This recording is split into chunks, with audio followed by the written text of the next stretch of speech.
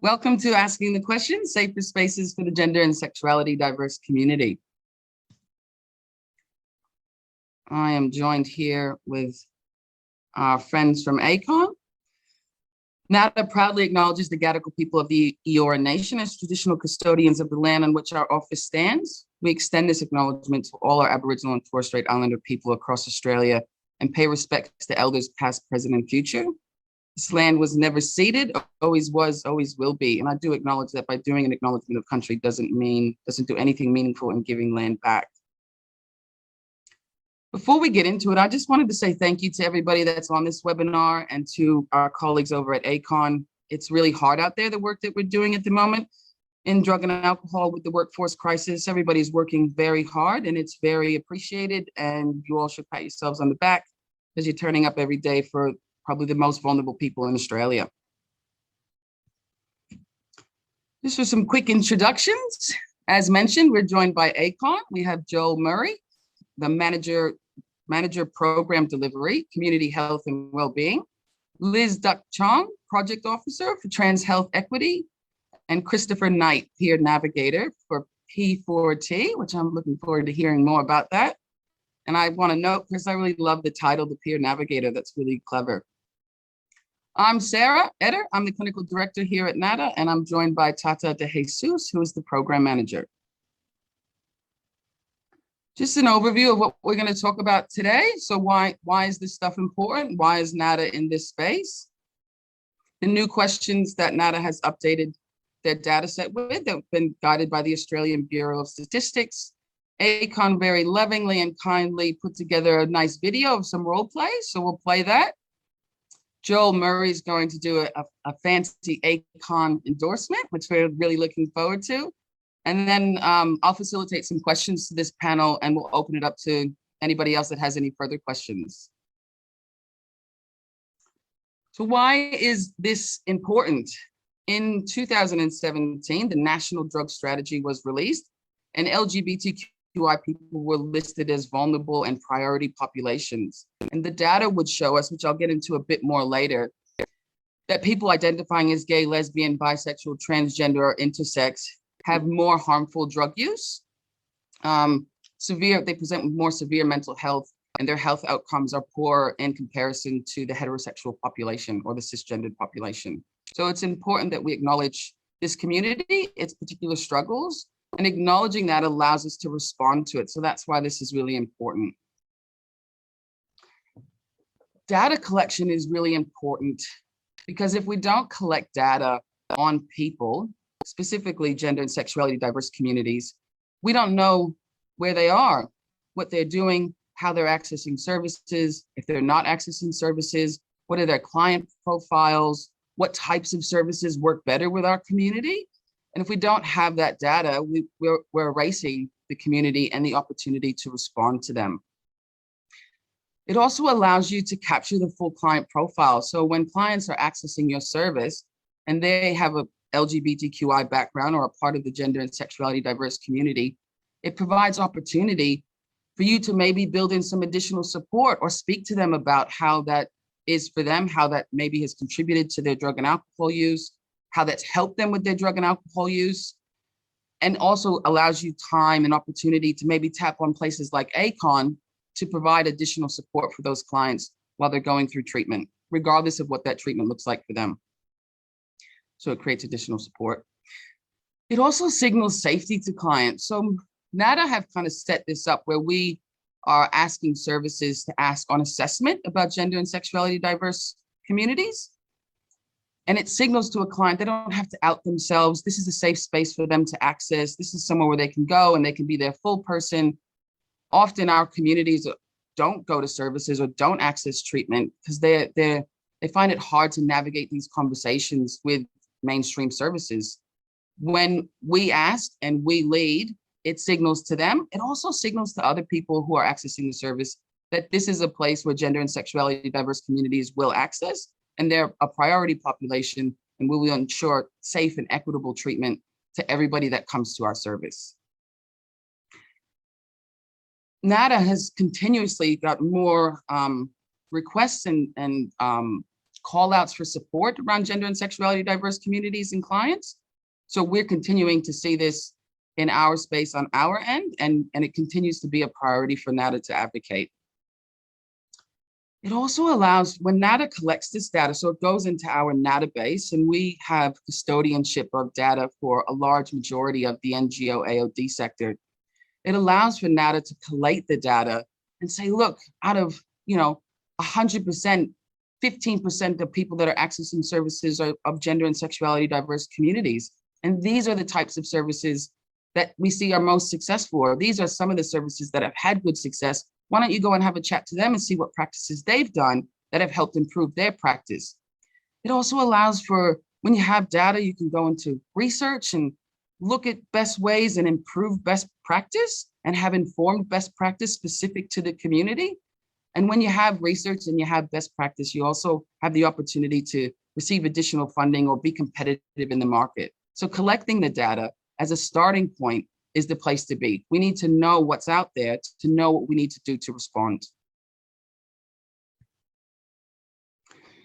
So some of the current data for the G&SD community, and this was done by the AIHW, the 2019 National Drug Strategy Household Survey. Around 2 in 5, that's 40% of people identifying as homosexual or bisexual, recently used any illicit drug. 22% of people identifying as homosexual or bisexual reported drinking at levels exceeding lifetime risk guidelines. Lifetime risk guidelines, and they're already exceeding that. That's a massive statistic, and that signals to me that there's a serious and severe drinking problem. 38% of people identifying as homosexual or bisexual reported drinking at levels exceeding single occasion risk guidelines. Again, just really reinforcing the narrative that drinking is a problem in our community and we need to have targeted interventions to help them.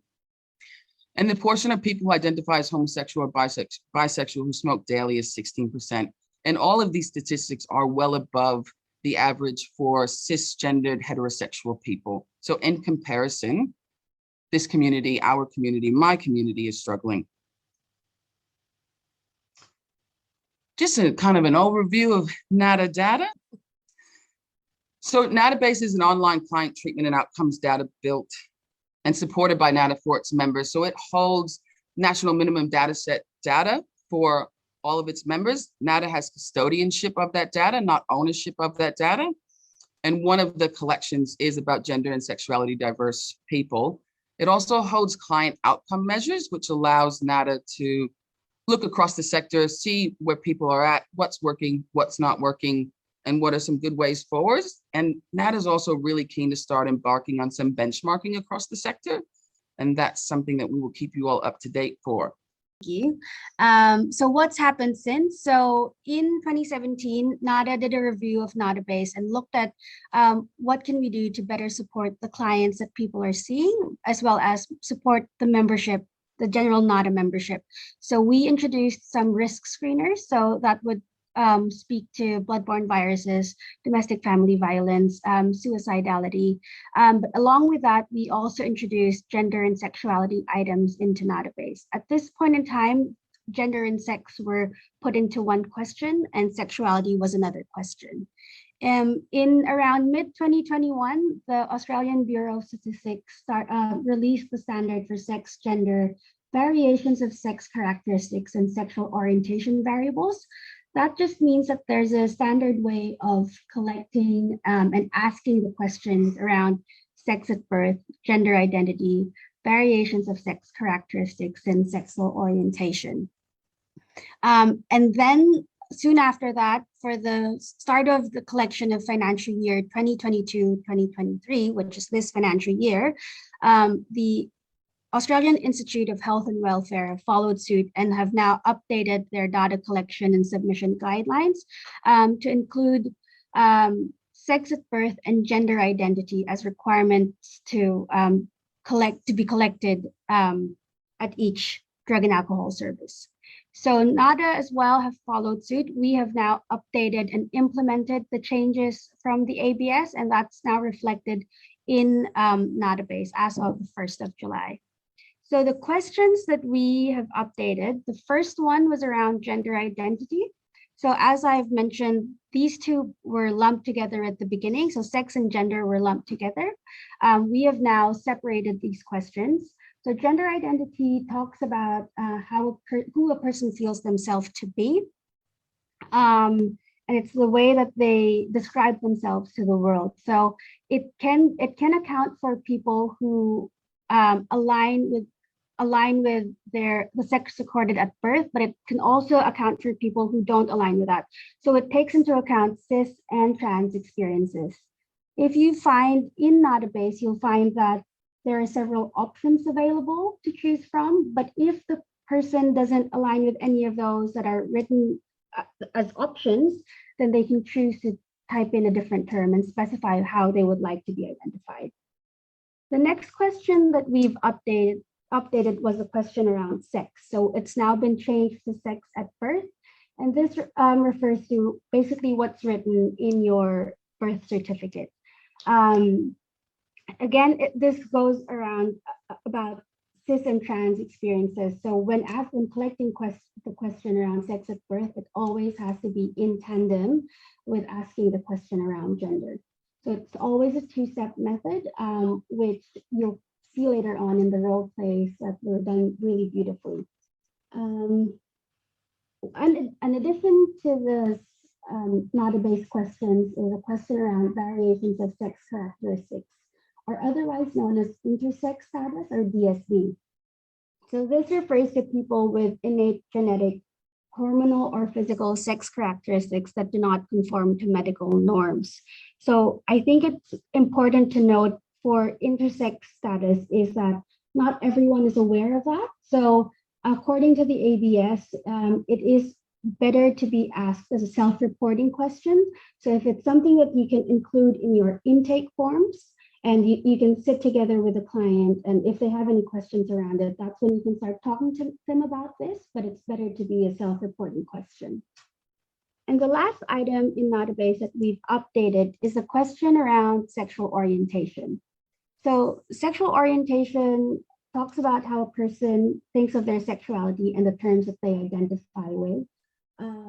Again, you'll find that there's an option here to use a different term. So if the NADABase options or the ABS options don't allow for the description of what that person's sexuality is, then you can definitely specify it in NADABase. Also to note here that a person's sexual orientation can change over time, and it can be very fluid. So we would recommend that this is asked every so often, not every day, but if somebody comes to your service on a regular basis and you open up episodes, perhaps asking that question every time you open up a new episode will provide a bit more accurate reflection of where that person is at that point in time. So those are the questions that we have updated and implemented in NADABase. What we want to encourage members, is that to familiarize yourselves with these concepts, the options that are available, and so that anytime a client may ask you questions around the new gender and sexuality options in NADABase, you're able to answer them and provide that support to them. So at this stage, we will now be sharing a video from ACON around a few scenarios and a few role plays of how to ask those questions.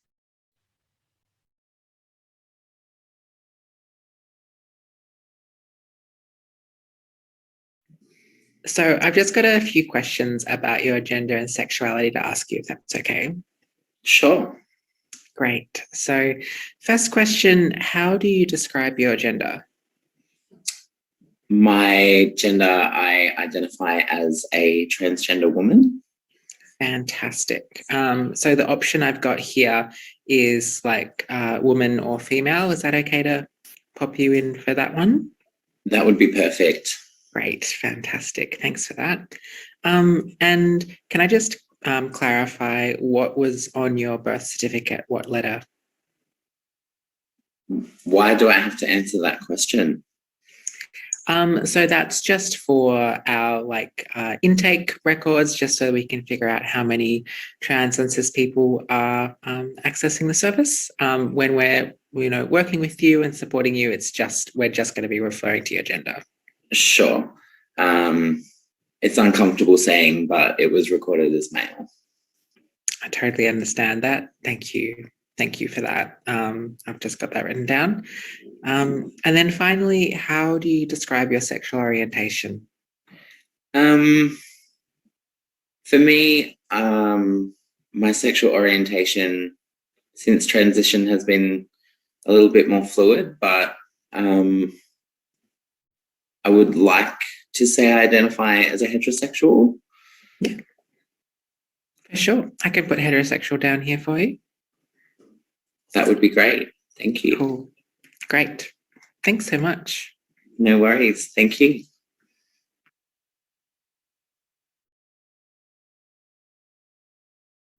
Okay, so I've just got a few questions about your gender and sexuality to ask you. Sure.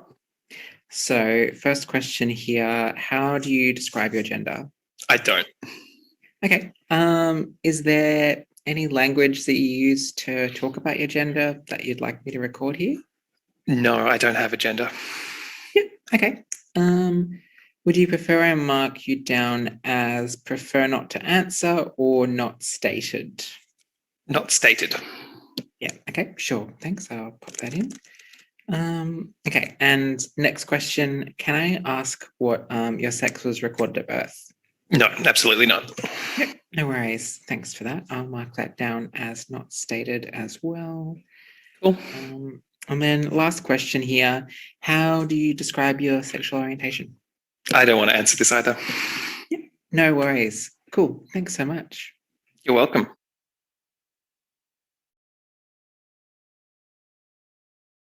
So I've just got a few questions about your gender and sexuality to ask you, if that's all right. Yeah, okay. So first question, how do you describe your gender? I don't really, it's all kinds of all sorts of things. I totally Kind hear of all that. sorts of things, yeah. I totally hear that. There's a couple of options here that I can choose from. If you'd like, I could read them out and you could pick one that feels good. Sure. Okay, so I've got man, woman, non-binary. I use a different term and I can write something in or just prefer not to answer. Can you write agender in? Yeah, absolutely. Okay, agender. And can I ask what sex was recorded on your birth certificate? No, I don't want to answer that. No, that's totally okay. I'll put that down as not stated, if that's okay. Sure, thank you. Great, thanks. And then final question, how do you describe your sexual orientation? Queer, I guess. Great, I've got that written down as well. Cool, thanks so much. No worries, thank you.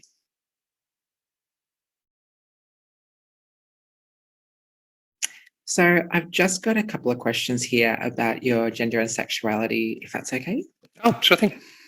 Cool. So first question, how do you describe your gender? I'm non-binary. Okay, fantastic.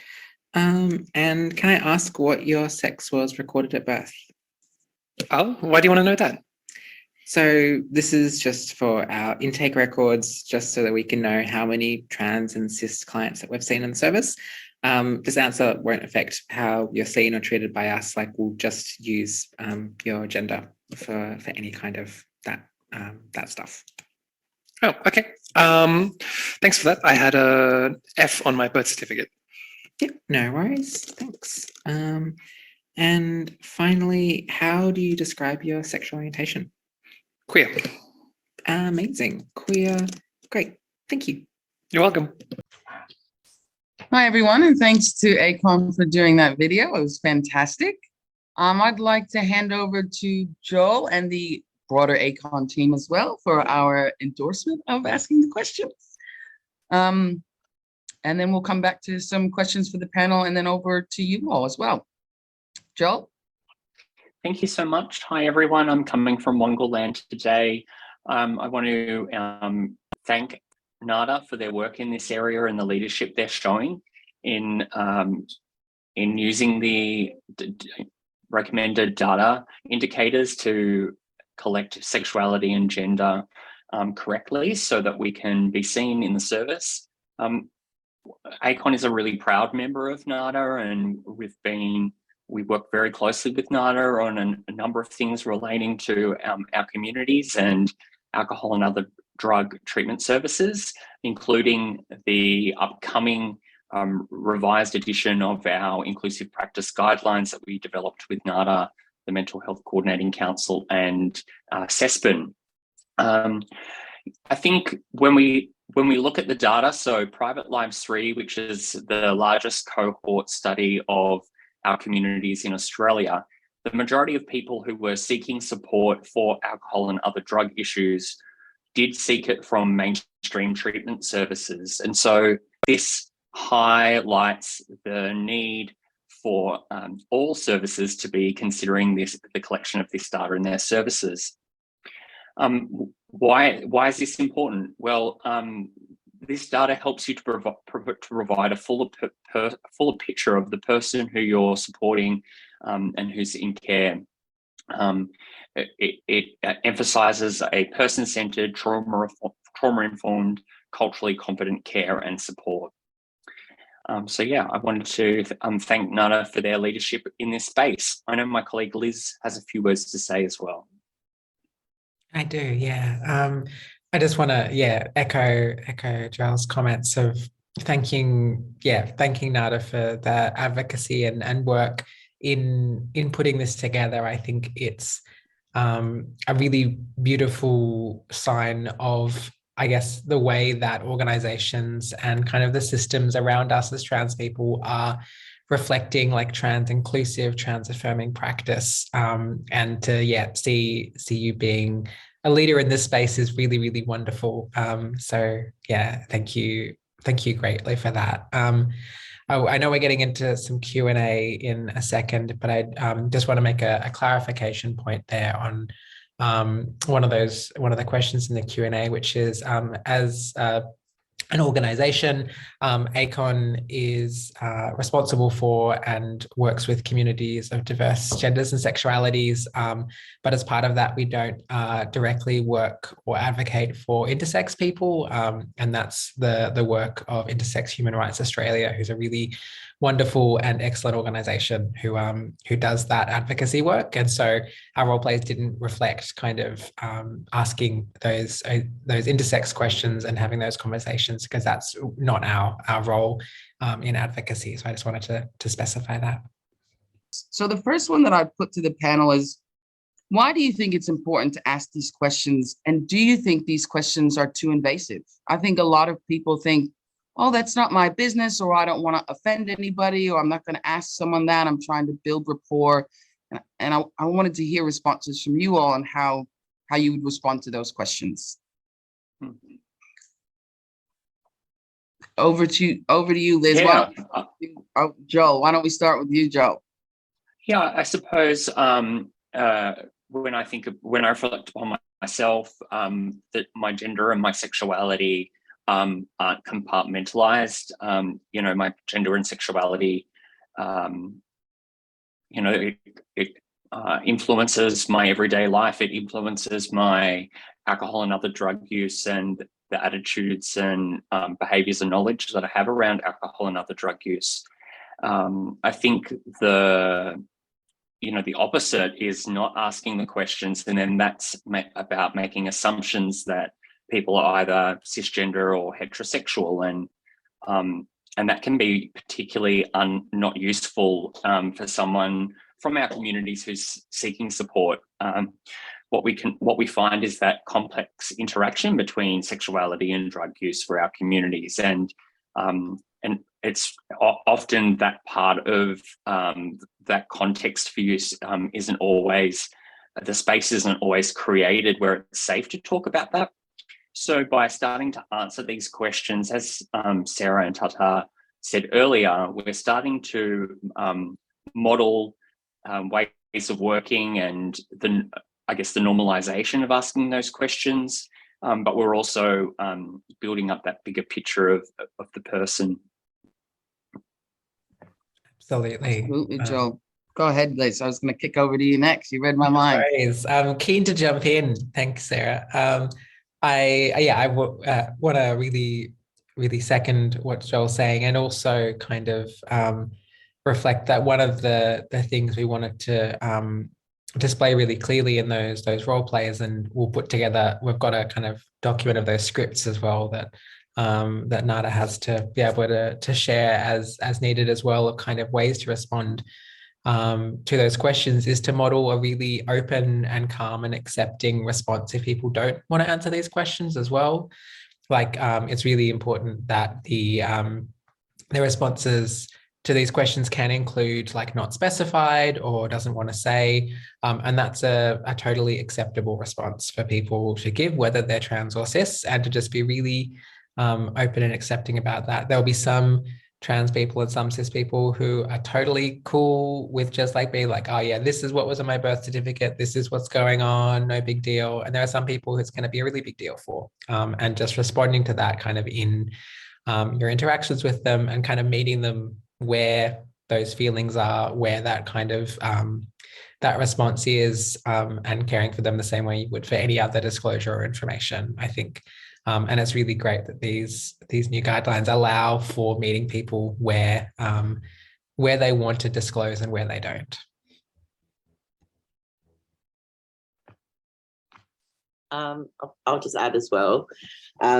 Just from my experience as well, working in the AOD sector, often data collection can collect people as male, female, or trans, which is kind of putting trans folks under like one big umbrella. And, you know, some trans folks would not identify trans as their gender. It's instead of how they experience gender rather than what their gender is. And also just by having that third category, one, you know, it's incorrectly, like if someone's a binary trans woman, that's incorrectly catching their data because you're either putting them as trans or you're putting them as a woman when that's not capturing who they are. And then by capturing the data of trans people as just a T, you're also not getting like the specificity of different people who are presenting to the service. So for example, if you don't know how many non-binary folks are, you can't do health promotion targeted at non-binary folks who are maybe using drugs or alcohol. So yeah, I think it's like missed opportunity around both safety and inclusion, but also the health promotion that we can target at folks. Yeah, and I just wanted to add as well, from a data perspective, when I get asked questions around whether or not gender and sexuality items are too invasive, when you actually look at the minimum data set for drug and alcohol, we ask them a lot of very tough questions. So we ask people about their drug use, and we ask them about their injecting status. We could ask them about, you know, domestic and family violence or suicidality, all of those risks. When we ask about a person's gender identity and sexual orientation, we're just talking about person, and how you can help that person better, and to capture the experiences that they may have had in their own lives, and how you can provide support to that. So I don't think it's an invasive question at all. I think it's there to help you help them. So yeah. Thanks so much, everybody. And I just want to echo all of that. I totally agree. I really like the point that you made, Chris, about being able to target interventions and health promotion, and you need the data to be able to do that. And I also think it's important for service providers to consider that on where they're going to go with like what is the need in the community. And you don't know unless you know. And this is how we have to know. And it has to be specific, and it is nuanced, and it's not just as simple as hubbing trans people as trans people. I really agree and am passionate about that. Next question. The panel's doing well so far, team. What's the best practice for staff? How can frontline workers be supported in asking these questions? So someone's never asked these questions or worked with the gender and sexuality diverse community, what would you all advise as a starting point or an approach, or where should people go? Liz, I'm gonna have you answer this one first. Sure. I'm gonna be a bit more direct in my moderating on mine. I love that. I think the best advice that I can give, and I give to people all the time, is to practice. There's absolutely nothing wrong with hanging out with a few colleagues or even just like with some friends and practice using this language, asking these questions, and being affirming. Like, it's a really good way to just get in the habit of feeling really comfortable, not feeling forced, not feeling awkward if you're doing it regularly. And doing it for people who are both cis and trans, and whether they have diverse sexualities or not.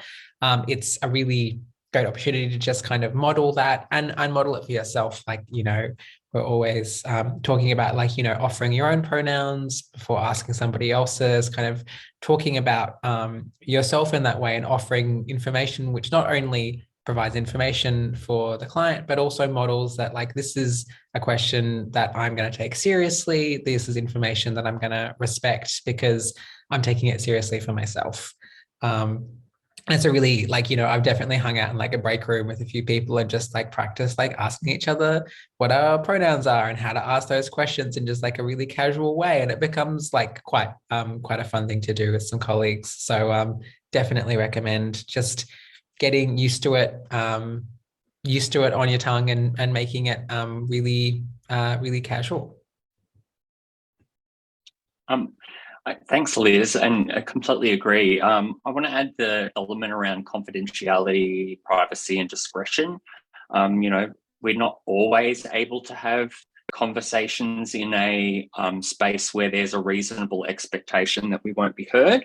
And so when we're in those, having to ask these questions or have these conversations in an area where people might overhear, we just want to think about, maybe we want to lower the volume of our voice, or maybe we want to just move off to the side a little bit. There are ways where we can be sharing and disclosing this information, but in a way where it feels like we're not necessarily disclosing to the entire room, which could be uncomfortable for some people. I don't necessarily want everyone to know what the letter was that was recorded on my birth certificate, for example. I guess the other point I wanted to make is that it's your responsibility to do the learning and the hard work to get up to the confidence. It's, I would really encourage you not to rely on your queer and trans colleagues to be always doing the teaching and doing the supporting of your learning. That can be very taxing for us. And so I just wanted to encourage people to use each other and to take into consideration privacy. Thanks for that, Joel. I definitely agree with that as well. Chris, did you have anything you wanted to add on that? Just on Joel's point, and also what Tata raised, that we are already, like, in the AOD space, asking people questions that are sensitive, and so would be applying the same ways that we would ask maybe in finger prick survey that we would ask people about previous Hep C status. We ask that with the same kind of like sensitivity. So yeah, it's like drawing on what we're already doing about other sensitive questions, and applying the same kind of ways that we respond to asking those. For sure. And then just kind of on the back end of that, what's the best practice from management? How can we create an inclusive organization for staff and clients? Kind of moving away from the front line, but looking at this as a top-down approach. What do you all think about? I certainly have a lot of thoughts on that, but I'll kick it over to you first, Joel. Yeah, so I mean, I did mention in my previous response around queer and trans people in the workforce, and not putting all of the burden on them to be showing leadership and initiative and driving this work. Particularly, the leadership needs to happen from the top down when it comes to inclusive service provision. And so that's throughout your layers of management, however many they are, through to the frontline staff, but also ancillary workers. You know, we have critical workers like the cleaning staff and people preparing and delivering food. These are really important functions in an AOD treatment setting, and we need to bring everyone along with us on the journey. I agree, especially about the ancillary staff, because often when clients are accessing services, they might meet with the front office person or the admin person first that has to look them up in the system to know who's the case manager, and them being really versed and well-versed in these questions and this language is equally as important as an actual clinician. It's kind of across the whole breadth of the treatment experience for sure. And just on that, I think that one thing that we unfortunately see in a whole range of sectors is really affirming like transliterate clinicians who perhaps have like less literate like either front of house staff or people managing follow-up appointments or referrals to other services. And so it ends up with this like very complex place where you might be affirmed in one room and then walk into the next room and be less affirmed, and then walk into the next room and be affirmed again. And it kind of, it really undoes any of the good affirming work that's happening, because you end up being on edge about these spaces. So it really, like, I think, as you were saying, like this kind of top-down approach of creating this space of inclusion, understanding, allyship is really essential, because it's a whole organizational, whole service perspective of providing that allyship and providing that support, not only kind of for clients, but for each other as staff.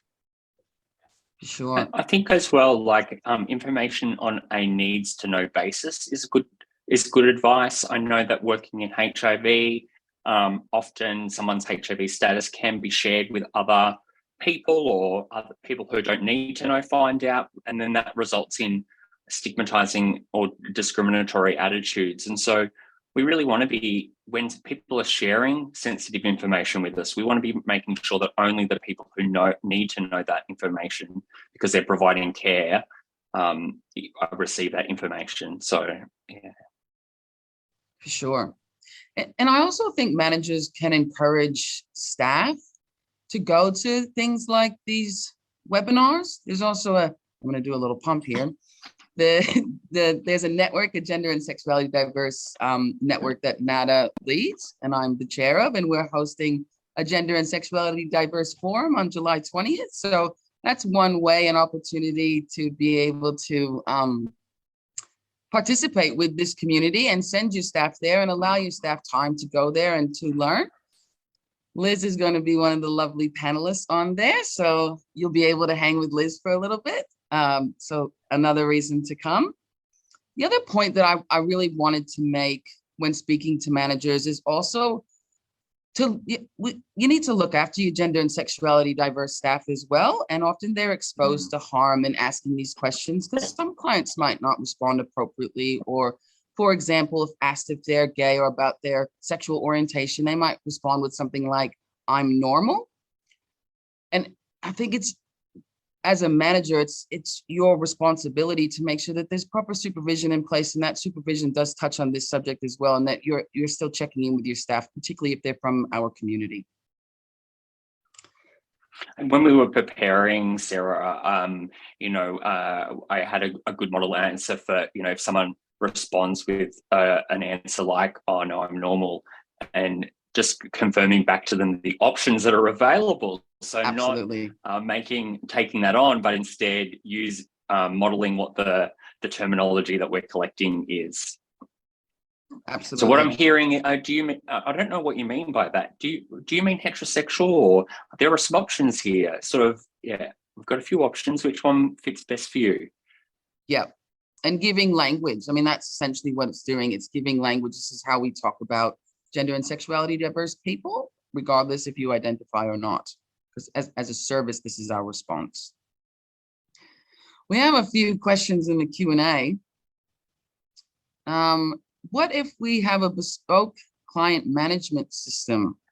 So if you do have your own client management system, NADA has sent a letter to all of the main client management system providers, informing them of the changes in the gender and sexuality items that are in NADABase. So we've gotten positive responses from those CMS providers that they're now building it into their systems. So it may take some time for them to build those in, but it's definitely being built in. And that data gets imported across to us. So yeah. I just want to say Thanks, that's Tara. amazing and really, really cool advocacy. Yes. One thing that we have also come up with when running various services through ACON, like sexual health testing services and things like that, is really liberal use of the notes field, wherever other fields don't quite capture that information properly, and both writing that information into the notes field, so correctly capturing gender and pronouns and information like that, but also making sure that you're checking that field before seeing a client or before doing booking or things like that, so that you're reflecting that information. So, before you call up a client about rebooking, you've checked the notes and be like, oh, their pronouns are they and them. So I'm just going to make sure I reflect that in that call. So kind of that two-part use of that system. But I'm very excited to hear that that won't be necessary after a little while when all these systems are updated. Absolutely. And it'll be so, and it's not just about getting the NADABase updated. It's about it sitting across the sector. And it's really important work because it adds another step, and there's more risks to get it wrong when you have to check the note section, not just this section. And the AOD sector is always very clever at responding to gaps. And I'm sure many services do that as well. But moving towards this being stock standard care and a part and important is definitely the direction we're heading. What happens to all this data? Does it get sent somewhere? So NADA has custodianship of the data, and each respective organization has ownership of that data. This data isn't reported up as part of stock standard process to, for example, the ministry or the PHN. It's all the data that NADA has as well is de-identifiable data. So we use the statistical linkage key. Can't believe I got that right. NSLK, fancy.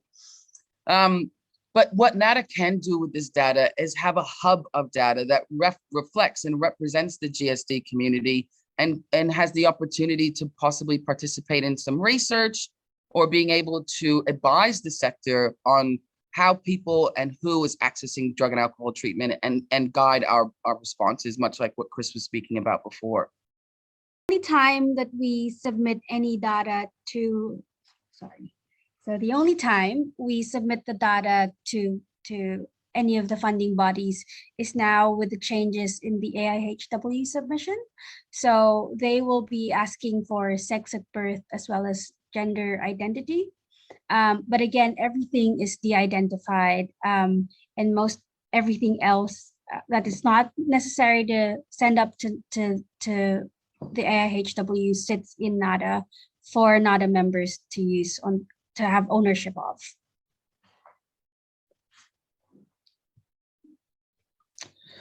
And I'm just going to read the question out for the panel. A lot of AOD workers in mainstream services don't have a lot of experience or training in gender and sexuality diverse communities and/or pronouns and are worried to say the wrong thing and offend someone.